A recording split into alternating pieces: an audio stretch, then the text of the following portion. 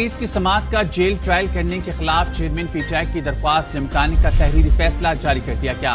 اسلام آباد high court کے chief justice عامر فاروق نے جیل ٹرائل کے خلاف درخواست پر تحریری فیصلہ جاری کیا۔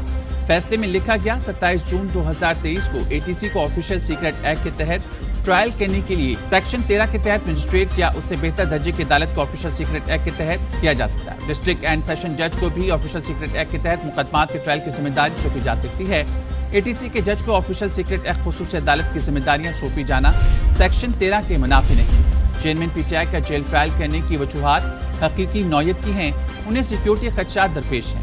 چیئرمین پی ٹی آئی کے جیل ٹرائل کرنے کے فیصلے میں بظاہر بدنیتی نہیں، درخواست گزار کے اٹھائے گئے قانونی نکات جیل ٹرائل نوٹیفیکیشن کو کالعدم قرار دیے جانے کی قوت نہیں رکھتے۔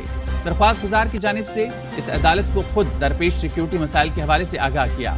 چیئرمین پی ٹی آئی کی جیل ٹرائل کے خلاف درخواست میرٹ نہ ہونے کی بنیاد پر نمٹائی جاتی ہے۔ جیل ٹرائل کے حوالے سے تحفظات ہونے پر ٹرائل کورٹ سے رجوع کیا جا سکتا ہے۔